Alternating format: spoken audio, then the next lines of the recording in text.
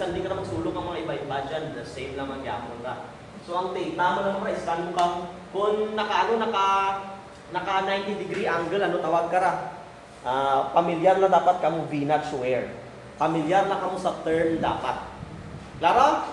So nakakaulogan, kada sa radya sir, amo dyan ang wear coefficient. So ang dyan din dyan sir, amo dyan nga wear coefficient.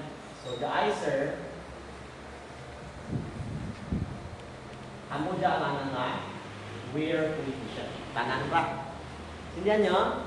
Sa wear coefficient, wala lang abay ang L kag H. Ayos?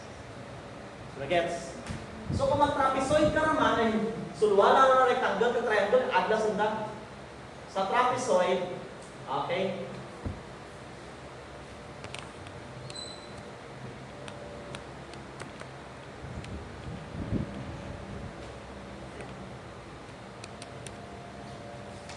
Mula na gyapon. That's why kung malataon mo yung libro sa trapezoid, ang formula ng trapezoid labog. Ano labog? Kasi ang sara, ano sara?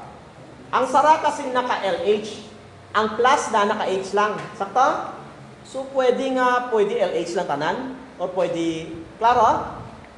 Okay. So kung gusto mo, pwede mo man try add ang ginagawa. LH na.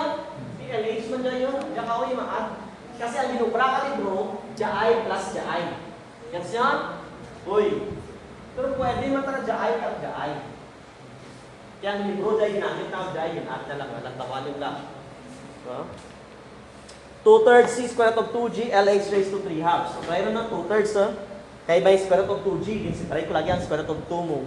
Plus 8/15 C square root of 2G tangent of theta over 2 times H 5 raised to 5 halves.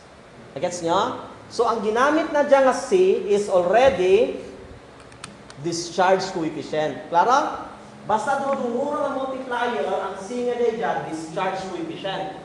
Pero kung nagtugro na kang Q is equal to 1.84 LH raised to 3 halves, ang 1.84 nila more than CW na. Wear coefficient. Same ka first problem, ang 1.85 is already the wear coefficient.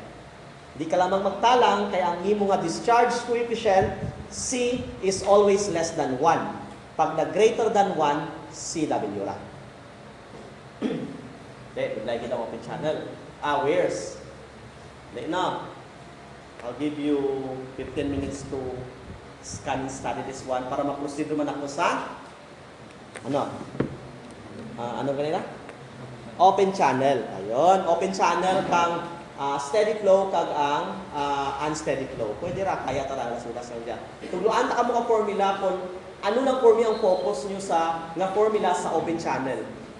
Check ko na basi kay ganito tudlo para sa third year mo kung paano ang focus ng formula.